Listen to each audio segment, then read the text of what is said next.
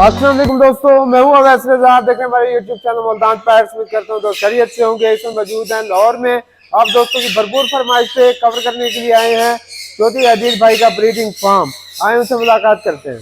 अदील भाई अस्सलाम वालेकुम। वालेकुम अस्सलाम। कैसे हैं अदील भाई? अल्हम्दुलिल्लाह, आप सुनाएं, आप कैसे हैं? ठीक है। अल्हम्दुलिल्लाह, काफी देर बाद आपसे मुलाकात हुई। जी जी अदील भाई, क्योंकि बहुत से दोस्तों के सवालात आ रहे थे और अक्सर मुझसे पूछते थे कि आप अदील भाई के पास ब्रीडिंग सीजन में जाएं और हमें उनसे पूछ के बताएं कि अपने तोतों को, पैरट्स को किस तरह से तैयार करते हैं। क्योंकि जब जब भी मैं आता हूं तो बॉक्स वगैरह उतर चुके होते हैं, तो इसलिए मैंने कहा क्यों ना इस दफा चक्कर सर्दियों में लगाया जाए आपके पास। चलें जी, बहुत बहुत शुक्रिया आपके आने का। अवैस भाई, मैं जब भी ब्रीडिंग सीजन स्टार्ट होता है तो इस साल मैंने कुछ सीखा है यूरोप से, और वो ये है कि आपने ब्रीडिंग सीजन में तो जो बर्ड्स को विटामिन और कैल्शियम जो भी चीज़ें देनी होती हैं, उसके अलावा आपने जब सीज़न ऑफ होता है, जब आप ऑफ सीज़न में चीज़ें बर्ड्स को देते हैं तो उसमें बर्ड को बहुत ज़्यादा फ़ायदा होता है। एक चीज़ को ज़रा बड़े अच्छे तरीके से समझिएगा, जो डेफिशिएंसी है ना, जो कमी है किसी चीज़ की भी, वो ब्रीडिंग सीजन में पूरी नहीं होती, क्योंकि उस दौरान बर्ड जो है वो परफॉर्म कर रहा होता है, मतलब उसका रिजल्ट आ रहा होता है। उस दौरान जो आप देंगे ना, वो परफॉर्म कर रहा है, तो उससे उसकी कमी पूरी नहीं होगी। इसी के बरक्स हमने ऑफ सीजन में अपने बर्ड को विटामिन और कैल्शियम भी देने हैं, ताकि उनकी जो कमियां हैं वो जो है ब्रीडिंग सीजन के दौरान ही ऑफ सीजन में पूरी हो जाएं, ताकि उसके बाद हम बर्ड को इजीली उससे अच्छी ब्रीड ले सकें। ब्रीडिंग स्टार्ट होने से तकरीबन 1 महीना पहले, जब मौसम थोड़ा ठंडा हो जाए, ठीक है, थोड़ा बेहतर हो जाए, जैसे अक्टूबर नवंबर में मौसम जो है वो बेहतर होना शुरू हो जाता है, ठीक है। तो आपने नवंबर के स्टार्ट में, जैसे मैं दिसंबर के स्टार्ट में पेयरिंग कर देता, ठीक है, पेयरिंग में कर देता हूँ, और आपने नवंबर के स्टार्ट में आपने इनको विटामिन हैं वो देने शुरू कर देने होते हैं, ठीक है। हर बंदा जो है वो अलग अलग विटामिन यूज करता है। जैसे जिन बर्ड्स के शेड में धूप नहीं जिनको लगती, उनको कोई ऐसा विटामिन देना चाहिए जिसमें विटामिन D3 ज्यादा है, जैसे कि सॉल्वेट डी ब्रीडर है, मैं हमेशा से यूज कर रहा हूँ। इसके अलावा और भी बहुत से मार्केट में विटामिन हैं जो बर्ड में जितनी भी डेफिशिएंसीज होती हैं उनको पूरा कर लेते हैं। तो आपने उनको सीजन स्टार्ट होने से पहले जो है वो तकरीबन 40 से 50 दिन तो उसको लगातार देना होता है, उसके बाद आपने पेयरिंग करनी है। मैंने फर्स्ट टाइम इस तरह किया है और यकीन माने इस दफ़ा मेरे पास अल्हम्दुलिल्लाह बहुत अच्छा रिजल्ट आया है, पिछले सालों से भी ज़्यादा अच्छा रिजल्ट आया। एक तो बर्ड ने फौरन से अंडे दे दिए और मैं हैरान, मैंने कहा भाई लो इस दफ़ा स्पेशली रा में कि मेरे पास फर्टिलिटी का इशू ज़रूर आएगा, क्योंकि फीमेल्स ने एग बहुत जल्दी ले कर दी है, लेकिन अल्हम्दुलिल्लाह सारे फर्टाइल थे। मेरे पास जनवरी स्टार्ट में ही फीमेल ने लेइंग स्टार्ट कर दी थी। मैंने दिसंबर में पेयरिंग की थी और मैंने 15 दिसंबर के बाद जो 18 दिसंबर को मैंने बॉक्स लगा दिए। ठीक 15 दिन बाद, 15 से 20 दिन के बाद मेरे पास अंडे आना शुरू हो गए थे और वो अल्हम्दुलिल्लाह बहुत अच्छा रिजल्ट रहा है। अवैस भाई, ये सारे किन्नौर फैमिली के लाइन है और इसमें मैं आपको 1 बाय 1 सारे बर्ड का बताता हूँ। ये सबसे पहले है जी गोल्डन किन्नौर, और ये मेरे पास मैंने ये बिल्कुल छोटे बच्चे लिए थे। इनकी एज जो है वो 3 इयर्स हो गई है और ये 3 इयर्स में अडल्ट होते हैं और इंशाल्लाह उम्मीद है इस साल जो है इनकी ब्रीड आएगी मेरे। ये किन्नौर फैमिली में भी सबसे बड़ा किन्नौर बर्ड है में बिल्कुल काफ़ी बड़े जो है ना वो बर्ड हैं जी। ये सिंगल पीस है आपके पास ये जी। वाला? ये सिंगल पीस है, ये मेल है, इसकी जो फीमेल है वो अभी मैंने लेनी है जी। इसके इसके बारे में अलावा जी बताएं। ये रेड कैप किन्नौर है, ये दोनों पेयर माशाल्लाह मेरे पास ब्रीड कर रहे हैं। अच्छा जी, इनकी क्या मार्केट वैल्यू होगी ये इनकी? तकरीबन जो पेयर है तकरीबन 150 के दरमियान है इसका पेयर तकरीबन। और सन कनौर के बारे में बताएं। जी, सन कनौर के इस दफ़ा जो है वो मैंने 50 पेयर लगाए हैं ब्रीड पे। अच्छा। ये हुआ ऐसा था कि मैंने आज से 2 साल पहले ब्रीडर पेयर सारे सेल कर दिए थे। मेरा प्लान था कि सारे जो बर्ड्स हैं ये कनौर, स्पेशली सन कनौर, इनको ख़त्म करना है अफ्रीकन ग्रे की वजह से। तो उसके बाद मैंने अफ्रीकन ग्रे भी ख़त्म कर दिए और ये मेरे पास पट्टे पड़े रहे और इस दफ़ा मैंने सारे यंग बर्ड्स लगा दिए और इनमें से मैं ज़्यादा वर्किंग कर रहा हूँ रेड किन्नौर पे। इसमें मैं रेड फैक्टर जो है वो प्रोड्यूस कर रहा हूँ और अल्हम्दुलिल्लाह मेरे पास तकरीबन 8-10 पीसेस बन गए हैं। तो इंशाल्लाह उम्मीद है आने वाले वक्तों में जितने ये 50 कॉमन के लगाए हैं पेयर, तो वो 50 रेड किन्नौर के पेयर होंगे। उसमें वर्किंग का। अच्छा, आपने ग्रे खत्म कर दिए हैं, तो आजकल तो बड़ा ट्रेंड में जा रहा है ग्रे। तो कोई बात नहीं, मुझे कोई भी चीज़ बेच के पछतावा नहीं होता। उसकी वजह ये है कि इतने ज़्यादा शोर में जो किन्नौर है वो मुझे क्रेज की हद तक प्यारा लगता है, तो मैं जो है ना उसको कॉम्प्रोमाइज़ नहीं कर सकता इसकी वजह से, क्योंकि मेरे पास जो है अफ्रीकन ग्रे हैं आपके शहर मुल्तान में ज़्यादा मैंने सेल किया, और अल्हम्दुलिल्लाह जिस बंदे को जिस तरह बता के दिया उनके पास उससे भी ज़्यादा अच्छी परफॉर्मेंस दे रहे हैं। तो अभी फिल वक्त जो है ना ये सन किन्नौर है, इनसे मुझे बड़ा प्यार है, स्पेशली सारे किन्नौर से, तो मैंने इस लाइन में सारे किन्नौर रखे हुए हैं और मैं वन बाय वन आपको दिखाता हूँ। इनमें से काफ़ी मेरे पास कुछ काफ़ी ज़्यादा येलो फैक्टर में है और कुछ रेड फैक्टर में है, वो मैं आपको शो करवाता हूँ कि जो बहुत ज़्यादा डार्कनेस में है। ये इनकी चेस्ट भी रेड है और ऊपर से भी ये रेड है, ठीक है। ये चूंकि इसकी एज थोड़ी छोटी है इस वजह से इसकी रेडनेस भी इतनी अच्छी। ये आप आगे आए तो मैं आपको इसका पूरा पेयर दिखाता हूँ। ये वाला देखें, इसमें भी जो मेल है वो रेड है, इसमें मेरे पास मेल ज़्यादा है फीमेल्स कम है, और इनके जो ऊपर से भी जो ये रेड में है, ये वाला आप दिखाइएगा प्लीज़। ये वाला पूरा पेयर ही मेरे पास रेड है, लेकिन ये रेडनेस जो इनके बच्चे आए हैं उनमें इससे ज़्यादा आई है रेडनेस, क्योंकि मैंने रेड टू रेड लगाए हैं। तो रेड टू रेड लगाने से मेरे पास जो अब बच्चे आए हैं वो बहुत ज़्यादा हाई रेड में है, वो मैं आपको अभी शो करवाता हूँ। अच्छा, ये कितने क्लचेस कर रहे हैं आपके पास? मैं अवैध भाई इनकी फॉस्टरिंग कर रहा हूँ, इनके जो अंडे हैं मैं आर्टिफिशियल इनक्यूबेशन से ले रहा हूँ, तो इंशाल्लाह उम्मीद है कि मैं पर पेयर को तकरीबन 8-10 बच्चे तो इंशाल्लाह ले लूँगा। जब आगे हैच होता है सन किन्नौर का, तो बच्चे को कैसे पालते हो? तो बहुत छोटा सा होता है। वो मैं छोटा किन्नौर जो है इवन के ब्लू टर्कोइस हैं, सन चिक हैं, मैं उनके नीचे रख रहा हूँ, और यहाँ पे मेरे पास कुछ ऐसे पेयर हैं। अच्छा, इनको ब्रीडिंग के लिए भी तैयार करना पड़ता है कुछ पेयर को, तो जिन पेयर से हमने बच्चे पलवाने होते हैं उनको डेली हम पैलेट्स या कुछ खिलाते हैं ताकि वो बर्ड थोड़े रिलैक्स हो जाए, हमारी अटैचमेंट हो जाए। फिर उसके बाद जब वो अंडे देते हैं उनके अंडे रिमूव करके एक अंडा ऐसा रख देता हूँ जिसमें से बच्चा निकलने वाला है, तो एक बच्चा जब वो निकाल लेते हैं तो उसके साथ 4 बच्चे और सेटल्ड कर लेते हैं, और वो अल्हम्दुलिल्लाह पाल रहे हैं। मैं अभी आपको दिखाता हूँ कि अल्हम्दुलिल्लाह मेरे पास सन किन्नौर भी बच्चे पाल रहे हैं, जो मारने वाला इशू है वो मेरे पास नहीं है। जी जी। इसके अलावा सन किन्नौर का क्या सोच रहे हैं, क्या मुस्तकबिल सोच रहे हैं सन किन्नौर का? सन किन्नौर का अभी फिल वक्त जो रेट है वो बहुत अच्छे नहीं है। अभी तकरीबन इनका जो पेयर है वो अराउंड जो है वो तकरीबन 60-50-60-70 तक चल रहा है, तो अभी फ्यूचर में मे बी ये प्लस माइनस हो, लेकिन ये इंपोर्ट नहीं हो सकता। उसकी वजह ये है कि इसकी जो इंटरनेशनली मार्केट में जो प्राइस है वो पाकिस्तान से ज़्यादा है, इसलिए ये इंपोर्ट नहीं होगा, तो इसकी प्राइस इससे मज़ीद कम नहीं है। अच्छा, कोई भाई दोस्त लेना चाहे सन किन्नौर तो अवेलेबल है फॉर सेल? जी, ये मैं आफ्टर ब्रीडिंग सीजन सेल करूंगा, ब्रीडिंग पेयर अभी सेल नहीं करूंगा। मैं ब्रीडिंग पेयर सेल कर देता हूं, लेकिन वो तब सेल करता हूं जब ब्रीडिंग सीजन खत्म हो जाता है, क्योंकि ऑफ सीजन सारा जो सीजन बर्ड रखने पड़ते हैं, और उसके बाद जो है अब जब ब्रीडिंग सीजन आता है काफ़ी लोग हैं वो ब्रीडिंग सीजन के पास मेरे से पूछते हैं, लेकिन वो तब मैं नहीं सेल करता। अच्छा, अगर कोई लेना चाहता है तो आपसे राब्ते में रह सकते हैं? जी कर सकते हैं। इसके बाद ब्लू और गाइस के बारे में बताएं। उसके बाद ही मेरे पास ब्लू टर्कोइस के सारे ब्लैक फिश के पेयर हैं, और इसके अलावा मेरे पास सन चिक है, मून चिक है, और लुटिनो सन चिक है, जिनको हम ग्रीन चिक भी कहते हैं। और ये वाले कौन से हैं जी? ये मून चिक है जी। ये मून चिक है।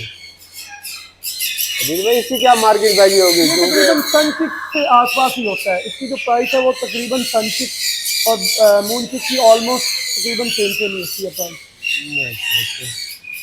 ये वाले कौन से हैं जी? ये सन चिक है जी। मैंने इनमें से वो पेयर अब रखे हैं जो ज़्यादा हाई रेट में है, मतलब कम स्पेक्ट्रम में भी हैं, लेकिन मोस्टली मेरे पास जो पेयर हैं वो हाई रेट बच्चे जो प्रोड्यूस करने वाले हैं वो हैं। जी। अभी भाई बॉक्स साइज क्या दे रहे हैं आप? बॉक्स साइज मैंने जो है रिंग नेक से एक छोटा कॉकटेल साइज आता है वो दिया है, ज़्यादा अगर बड़ा इनको साइज दे देना तो उसमें भी ये अंडे जो है ना बिखेर देते हैं, तो इसलिए मैंने इनको जो है ना बॉक्स साइज थोड़ा छोटा दिया हुआ है। और सन किन्नौर को मैंने रिंग नेक साइज दिया हुआ है बॉक्स, और सन लेकिन किन्नौर इनको जो है बॉक्स साइज वो हमेशा कॉकटेल या कॉकटेल से थोड़ा सा बड़ा रिंग नेक साइज बॉक्स होना चाहिए, ज़्यादा बड़ा बॉक्स नहीं देना चाहिए। इवन के एक मैं आपको टिप की और बात बताता हूँ, जिन लोगों ने पहले साल या जिन लोगों के पास किन्नौर अच्छी ब्रीड नहीं करते वो उनको पहले साल छोटा केज दें, बिल्कुल लगभग साइज वाला। उसके बाद अगले सालों में उनको बड़ा केज दे दें, बेशक जब वो पेयर ब्रीडर बन जाए उसके बाद उनको बेशक बड़े केज में छोड़ दें, वहाँ पे अच्छी ब्रीड करेंगे। जैसे कि ये आप ये मेरे पास देखें, ये सारे 8 पेयर जो हैं ये मेरे पास फैलो के हैं और ये ग्रीन चिक के हैं, मतलब जिनको लुटिनोस कहते हैं। तो ये सारे पेयर मेरे पास लास्ट ईयर ब्रीड ही नहीं किए थे, इवन 2-2 साल के हो गए थे। तो मैंने इनको बिल्कुल छोटे छोटे केज साइज में लगाया। ये सारों ने सारे कनौर से पहले जल्दी ब्रीड की है, तो इनको बिल्कुल छोटा केज दिया है, इसमें ही इन्होंने ब्रीड कर लिया है। अब इसके बाद इनको नेक्स्ट ईयर में इन्हीं केजेस में ही शिफ्ट कर दूंगा। दिल भाई केज साइज क्या है? ये वाला मेरा जो केज साइज है जो बड़ा है वो 2-2-4 है, इसमें फ्लाइट अच्छी करते हैं। और आने वाले वक्त में छोटे कनौर के बारे में क्या ख्याल है आपका? मैं इसके बारे में न्यूट्रल हूँ। जब रेट कम था तो कम रेट पे बेचते थे, अभी रेट ज़्यादा है, जो रेट चल रहा है उसके अकॉर्डिंग सेल। अवैध भाई इस साइड पे सारी जो है वो रा की मोटेशन है और ये मुझे इतना मज़ा दे रही है, मैं इसको इतना इंजॉय कर रहा हूँ, स्पेशली जब इनके बच्चे निकलते हैं और मुझे एक्सपेक्टेशन होती है कि कलर क्या आएगा। ठीक है, एक नए नए कलर बनाना, इसमें मैं यकीन माने इतना इंजॉय कर रहा हूँ। और लास्ट ईयर चूँकि रेट्स आपको पता है कि थोड़े डाउन हो गए थे, मैंने एक बर्ड नहीं बेचा। मेरा जो अब फोकस है वो ये है कि इनको इंक्रीज करना है मैंने। ऊपर सारे कलर्ड है मोस्टली और नीचे जो है वो ग्रीन टू ऑलिव है, जिसको हम ग्रे ग्रीन बोलते हैं। ठीक है, ग्रे ग्रीन है। तो अल्हम्दुलिल्लाह ये जो है ये मेरे पास बड़ी अच्छी ब्रीड कर रहे हैं, कुछ जो है फर्स्ट टाइम ब्रीड कर रहे हैं। और मोस्टली मैंने जितने भी बर्ड्स लिए हैं सारे मैंने बच्चे लेके उनसे बड़े करके, चूँकि आपको पता है ये 3-4 साल ले लेते हैं अडल्ट होने में, उसके बाद ब्रीड करने में। तो अल्हम्दुलिल्लाह मैं वो जो है ना वो टाइम गुजार के इनमें इतना ज़्यादा, और इनको जो है ना इनसे अल्हम्दुलिल्लाह सक्सेसफुल ब्रीडिंग जो है वो ले रहे हैं। अब भाई ये लॉरिज के पेयर मेरे पास 2 ही हैं और ये भी मेरे पास बड़ी अच्छी ब्रीड कर रहे हैं। लास्ट ईयर मेरे पास 4-5 पेयर थे, मैंने थोड़े कम कर दिए हैं, लेकिन इनके मैंने एक डिटेल वीडियो अपने यूट्यूब चैनल पे भी बनाई हुई है।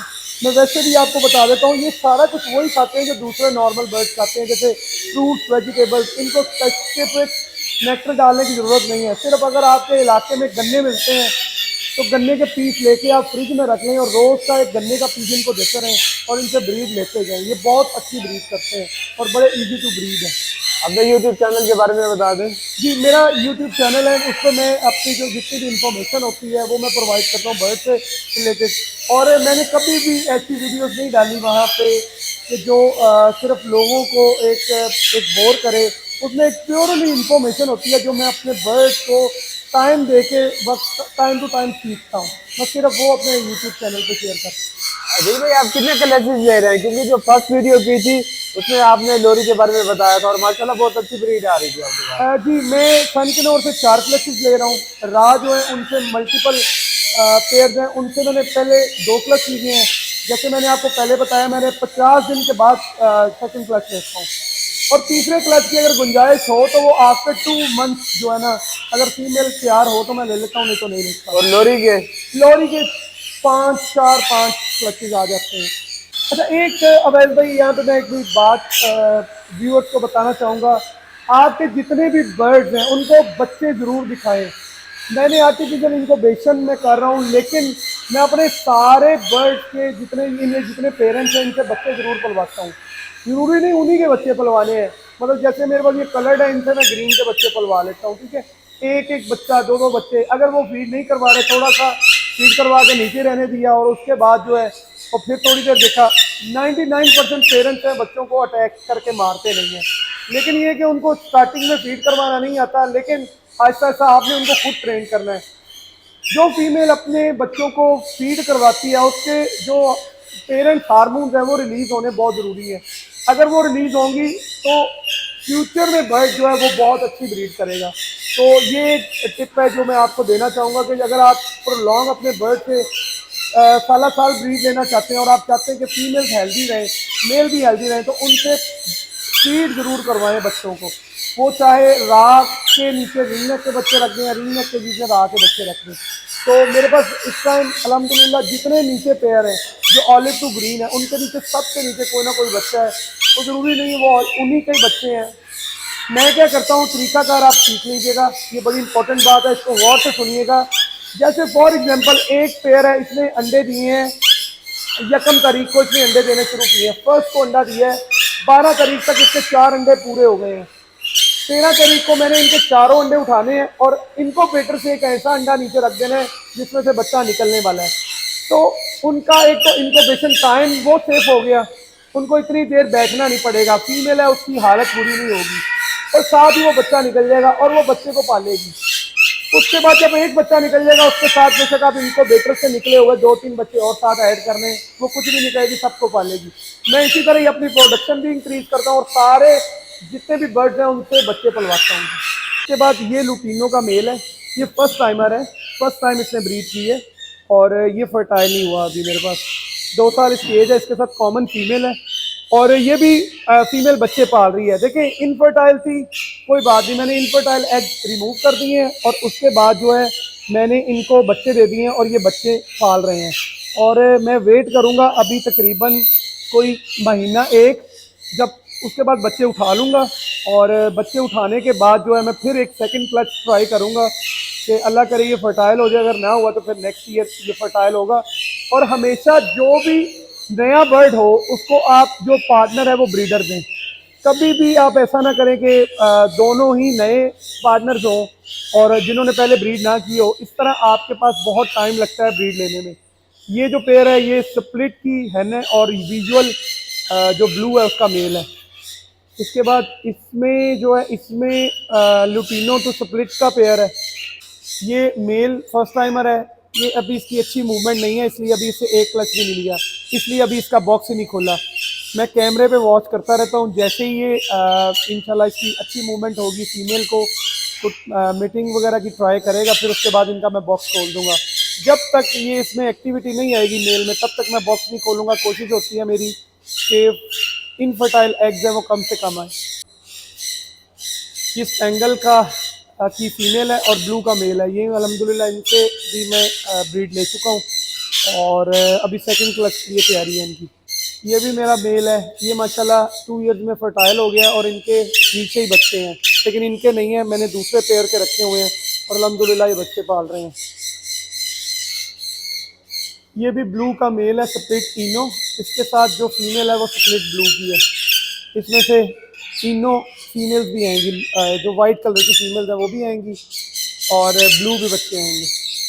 ये जी आउटडोर वाला सेटअप है और मैं मोस्टली यहाँ पे मैंने मकाउज लगाए हुए हैं और जितने बर्ड्स जो अंदर ब्रीड कर रहे हैं वो ऑफ सीजन में सारे यहाँ पे होते हैं ताकि इनको धूप भी लग जाती है और मेरे पास जो बर्ड्स हैं उनकी हेल्थ है वो भी बहुत अच्छी है। ये सनकनौर के बारे में बताएं। ये मेरे पास सारे सनकनौर के मेल पड़े हुए हैं, इनके लिए फीमेल्स नहीं है, अडल्ट हैं, ये भी मैंने सेल करने हैं। अदिल भाई हमारे दोस्तों को रेड कनौर के बारे में बताएंगे जो ये जी रेड कनौर मेरी वर्किंग है और अल्हम्दुलिल्लाह इसमें बड़ा मेरे पास अच्छा जो इम्प्रूव हो गया रेड कलर। आप इस ये वाला वो बर्ड है जिसकी मैं बात कर रहा था, मैं अभी आपको दिखाता हूँ कि ऊपर से रेड है।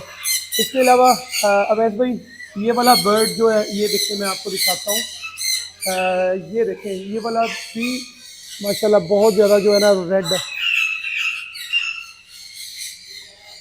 अदिल भाई इसकी मार्केट वैल्यू क्या होगी इसकी? ये तकरीबन 2 से 2.5 लाख का एक पीस है मेरे मुताबिक। अब ये जितना जितना इनहेंस होता जाएगा उस हिसाब से जो है ये फिर इसकी जो प्राइस है वो इंक्रीज होती जाएगी। और अदिल भाई अगर कोई भाई ये मेल लेना चाहे? नहीं मैंने अभी फ़िलहाल ये सेल नहीं करने, उसकी वजह ये है कि मैं अपने पास तकरीबन 5-7 जोड़े करूँगा और ये डिफरेंट मेरे पास 2 लाइन्स के हैं और उसके बाद इनका कलर मैं स्टेप बाय स्टेप इनहेंस कर रहा हूँ। इंशाल्लाह जब वो हो गया तो फिर उसके बाद देखेंगे। अवैस भाई ये जो है मेरे पास लास्ट ईयर के मोटेशन के बर्ड्स हैं, ये मैंने सारे अपने लिए होल्ड किए हुए हैं, मैं सेल नहीं कर रहा।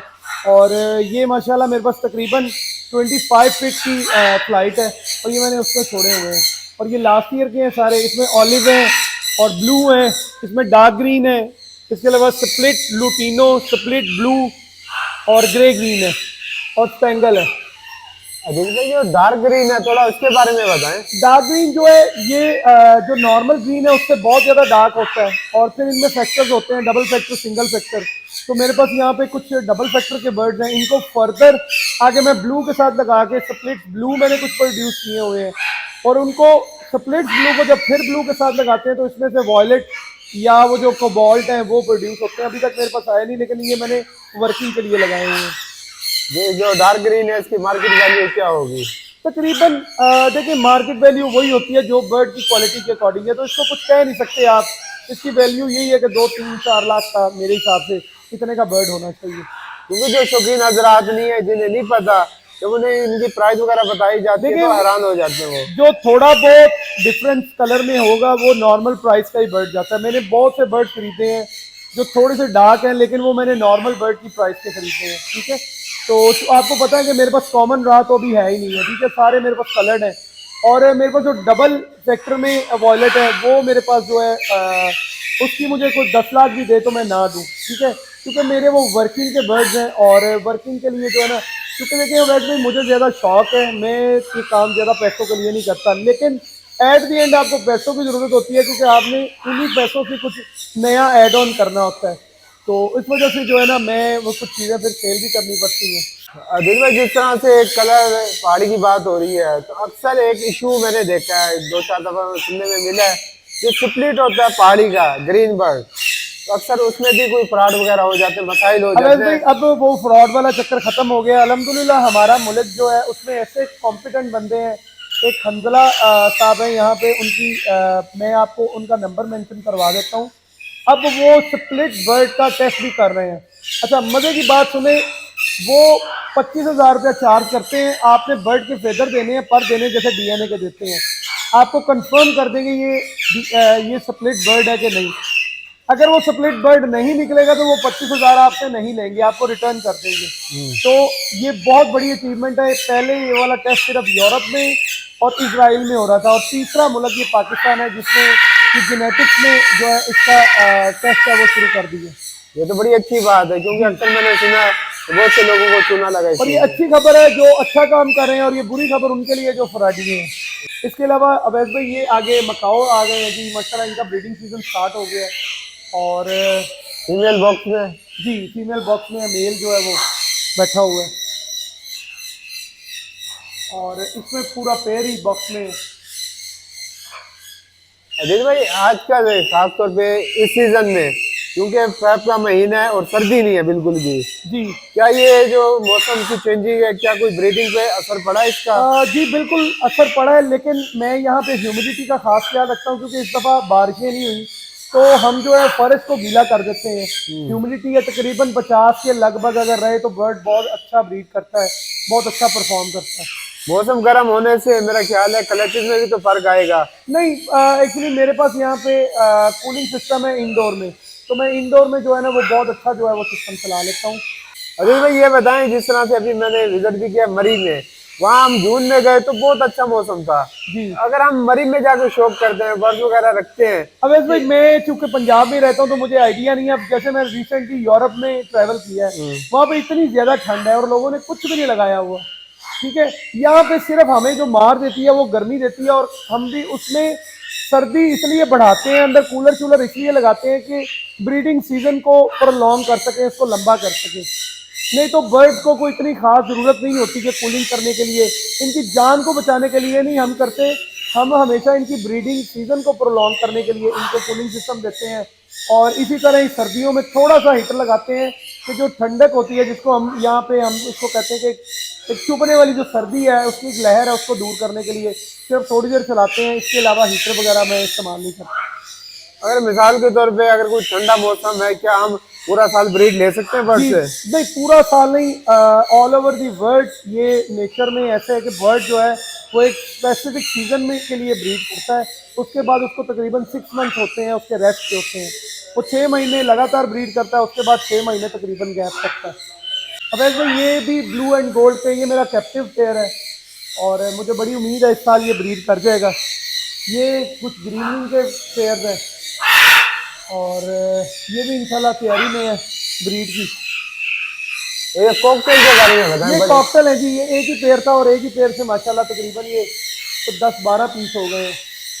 अच्छा अच्छा। और ये भी एक ग्रीनिंग का पेड़ है, ये मैंने रिसेंटली नया खरीदा है। और इसके बारे में ये बताएं। वाइट आई किनोर है, ये जो है ये मैंने अभी बस ब्रीड पे लगाना है। ये अभी मेरे पास अंदर केज में जगह नहीं थी, तो इस वजह से इनको जो है मैंने यहाँ पे छोड़ा हुआ है।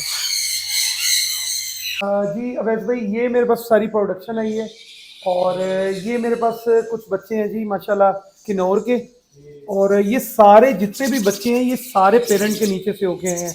ऐसा कोई बच्चा भी नहीं है कि जो हमने डे फर्स्ट से खुद पाला है। काफ़ी लोग हैं उनका ये पूछना होता है कि आप डे फर्स्ट के बच्चे को जो है फीड कैसे करवाते हैं। देखिए डे फर्स्ट के बच्चे को समझ लें आपने खुद ही जो टाइम आपने बच्चे को देना है वो आप कोशिश करेंगे फास्टिंग पे लगाएं और अपनी प्रोडक्शन पे ध्यान दें। तो मेरा डे फर्स्ट से बच्चे का एक्सपीरियंस जो है वो बहुत अच्छा नहीं है, स्पेशली किन्नौर फैमिली में। हाँ, मकाउज में, अफ्रीकन ग्रे में और कॉकटूज में, अमेजोन्स में, ये सारों के बच्चे हम डे फर्स्ट से पाल लेते हैं। ऐसा नहीं है कि वो पाल नहीं सकते, लेकिन किन्नौर के चूंकि बच्चे बहुत छोटे होते हैं इसलिए हम इन पर रिस्क नहीं लेते। हमने फॉस्टरिंग पेयर रखे हुए हैं और उनसे बच्चे हम पलवाते हैं। और जैसे मैंने अपने पहले वीडियोस में बताया कि अगर एक फीमेल 4 अंडे दे देती है, उनके चारों अंडे हम रिमूव करके उसके बाद हम एक ऐसा अंडा रख लेते हैं जिसमें से बच्चा निकलने वाला है। और वो जब एक बच्चा निकाल लेते हैं पेरेंट, फिर पेरेंट का बिहेवियर देखते हैं। मेरे बॉक्सेस के पीछे कार्ड्स लगे हुए हैं, उसमें मैं पेरेंट बिहेवियर नोट करता हूँ। उसके 2 से 3 दिन बाद जब अगर वो फीड करवा ले तो वेल एंड गुड, अगर नहीं करवाती तो हम सिरिंज ले जाके उसको बच्चे को थोड़ा सा फीड करवा देते हैं। फिर उसके बाद देखते हैं, क्योंकि 99% पेरेंट्स हैं बच्चे को नहीं मारते। जो नए पेरेंट्स हैं बाज़ को इक्का दुक्का है जो बच्चों को मार देते हैं, उनसे फिर हम 2-3 क्लचेस अंडों के लेके उसके बाद फिर ट्राई करते हैं। नहीं तो जो पेरेंट्स बच्चों को नहीं मारते, अगर वो फीड भी नहीं करवा रहे तो हम बच्चे को उससे जल्दी रिमूव नहीं करते। हाँ, एक तरीका और है, अगर कोई और पेयर है जिसने बच्चे को खिलाया हुआ है, हम वो वाला बच्चा उसके नीचे रख देते हैं, और जो न्यूली हैच बच्चा है जो अभी हैच हुआ है वो हम उसके नीचे रख लेते हैं जो ऑलरेडी बच्चों को फीड करवा रहा है। तो इस तरह हम प्रोडक्टिविटी को अपनी को इंक्रीज करते हैं। ये आप जितने भी बच्चे देख रहे हैं ये सारे पेरेंट्स के नीचे से फीड होके आए हैं। और इसमें मेरे पास स्पेंगल स्प्लिट ब्लू के हैं, स्पेंगल हैं, और इसके बाद जो है सन किनोर के हैं, सन किनोर रेड फैक्टर हैं, सन चिक है, लुटीनो सन चिक है। और उसके बाद जी आगे आप आ जाएं, ये किनोर के हैं, रा में ऑलिव हैं, इसके अलावा स्प्लिट्स हैं, ब्लू हैं, स्प्लिट लुटीनो है, और ग्रे ग्रीन है, और ये भी अलेक्जेंड्राइन के कुछ बच्चे हैं जी। उसके बाद वो सन चिक के हैं, लुटीनो ग्रीन चिक हैं, और ये भी सारे जो हैं ये सन चिक। अजीज भाई ने सेल किस एज में करते हैं? ये इनको सेल मैं करूँगा जब ये प्रॉपर सेल्फ हो जाएंगे बच्चे। जब प्रॉपर सेल्फ हो जाएंगे, इन सब बर्ड्स को मैंने जो है वो क्लोज बैंड रिंग पहनाया हुआ है, और इनकी पहचान है, इनके ये बर्ड्स मेरे फार्म के हैं। इसके बाद जैसे ही ये प्रॉपर सेल्फ होंगे तो मैं इनको जो है इनका डीएनए करवाऊंगा, और उसके बाद पेयरिंग बाय पेयरिंग इनको सेल करूंगा। मैं सेलिंग में बहुत स्लो हूँ, इनको बड़े आराम से सेल करता हूँ। ये नहीं है कि किसी ने पूछा, ना मैं एडवांस में बुकिंग करता हूँ और ना ही जो है वो कोशिश करता हूँ कि इनको जो है मैं जल्दी जल्दी सेल करूँ।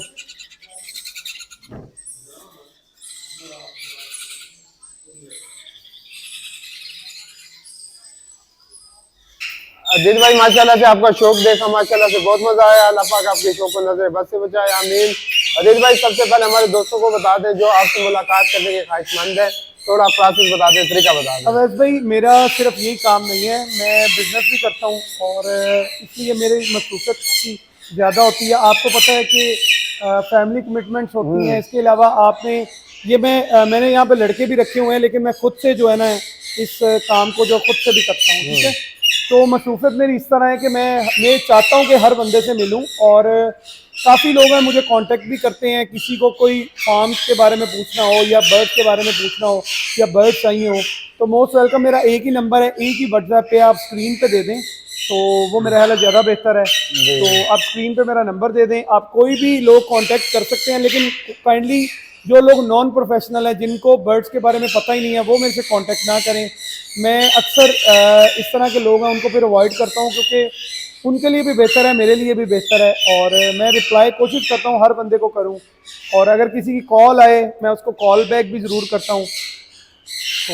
थोड़ा हमारे दोस्तों को बता दें जो इन्फॉर्मेशन लेना चाहते हैं कुछ सवाल करना चाहते हैं? जी, आपको जो भी इंफॉर्मेशन चाहिए हो ब्रीडिंग के हवाले से, मल्टीविटामिन, और मेरी कोशिश होती है मैं अपने यूट्यूब चैनल पे जो मैं वक्त के साथ साथ चीज़ें सीखता हूँ वहाँ पे मैं शेयर करता रहता हूँ। अदील चौधरी आइवरी के नाम से आप यूट्यूब पे अगर सर्च करें वहाँ पे मेरा चैनल है। और उसके अलावा मैं अपने फेसबुक पेज से हर वीकेंड पे जो है कोई ना कोई एक्टिविटी ज़रूर शेयर करता हूँ, या मेरे पास जो जो बर्ड है उनकी डिटेल भी शेयर करता हूँ। इसके अलावा जहाँ जहाँ पे मैं विजिट करता हूँ, जो जो मैंने प्रोजेक्ट करता हूँ, मैं सारी डिटेल्स मैं अपने फेसबुक पे ज़रूर शेयर करता हूँ। इसके अलावा टिकटॉक चैनल पे भी जो है ना मैं अपने जो है वो एक्टिविटीज़ है वो शेयर करता रहता हूँ। जी, अगर आपके कोई सवालात हैं तो अदील भाई के यूट्यूब चैनल पर जाएं, वहाँ पे कमेंट करें तो इंशाल्लाह अदील भाई आपको उसका जवाब एक वीडियो की सूरत में देंगे। तो अदील भाई बहुत बहुत शुक्रिया आपके कीमती वक्त का, आपको लेते हैं इजाज़त। इंशाल्लाह नेक्स्ट टाइम मिलेंगे किसी नेक्स्ट के साथ, तब तक के लिए अल्लाह हाफ़िज़। थैंक यू, अल्लाह हाफ़िज़।